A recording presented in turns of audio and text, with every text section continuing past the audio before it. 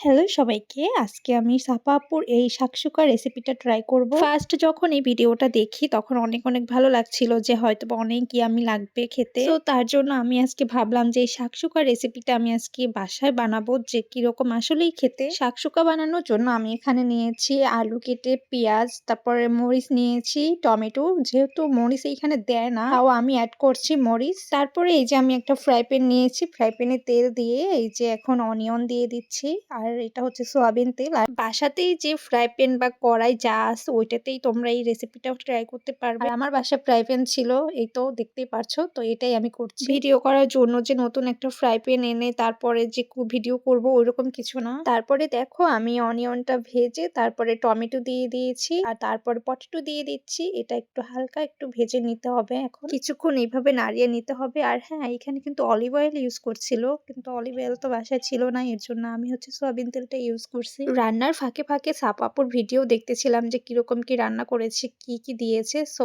এখন অ্যাড করছি এখানে জিরা গুঁড়া, তারপরে হচ্ছে ধনে গুঁড়া, লাল মরিচের গুঁড়ো দিচ্ছি। এইগুলো সব অ্যাড করে এখন আমি আবার একটু ভেজে নিচ্ছিলাম।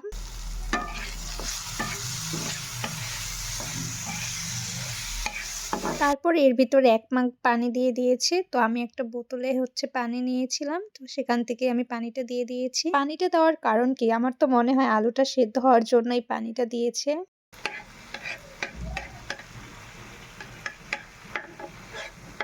কিছুক্ষণ এইভাবে রাখার পরে এখন আমি একটা ডিম দিয়ে দেব। আর এখানে ২ টা ডিম ইউজ করছে। বাট আমার কাছে অনেক ভয় লাগতেছিল যে খেতে কেমন কি হবে। এর জন্য ২ টা ডিম যদি ইউজ করি নষ্ট হয়ে যাবে শুধু। তো এর জন্য আমি একটা ডিম দিয়ে দেখলাম যে আসলে খেতে কেমন কি হয়। দেন মজা হলে আমি নেক্সট টাইম ২ টো ডিম বা ৩ টা ডিম দিয়ে বানালাম। ডিম দেওয়ার পরে আমি হচ্ছে উপর থেকে মরিচ কুচি দিয়ে দিয়েছি। আমার আসলে কোনো খাবার নষ্ট করতে ভালো লাগে না। সো এর জন্যই আসলে একটা ডিম দিয়েই দিয়েছি যে আসলে কেমন কি টেস্ট হয়। তারপরে এটা কুক হওয়ার জন্য আমি হচ্ছে এটার ফ্রাই প্যানের ঢাকনাটা দিয়ে আমি ঢেকে দিলাম রান্না হওয়ার জন্য।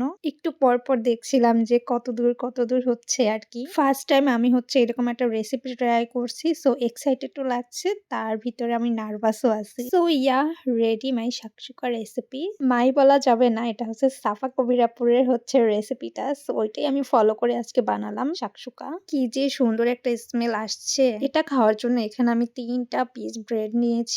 দেন প্রপারলি ডিমটা আমি ব্রেডের উপর উঠাতে পারিনি, অর্ধেক ভেঙে গেছে। সো তারপরও খাবার তো একই। দেন খেয়ে দেখতেছি যে কেমন কি টেস্ট হলো। সো ফাইনালি টেস্ট করার পালা। সো আমি খেয়ে দেখলাম আসলেই অনেক মজার। ওয়াও, সত্যি এটা যদি ভালো না লাগতো আমি সত্যিই বলতাম যে আসলে এটা ভালো না বা খেতে মজা না। আপনারা কেউ ট্রাই করবেন না। সো আপনারা কিন্তু এটা ট্রাই করতে পারেন। কেমন হয়েছে খেতে? অনেক ভালো। এটা হচ্ছে সাবা কবিরাপুরের রেসিপি।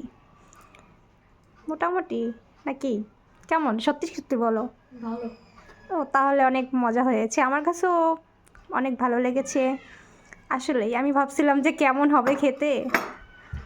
মজা হয়েছে। শাকসুকা। সো তোমরাও এটা ট্রাই করতে পারো বাসায়। তোমাদের কাছে কেমন লেগেছে অবশ্যই কমেন্ট করে জানাবে। আর আমার কাছে সত্যি অনেক ভালো লেগেছিল খেতে।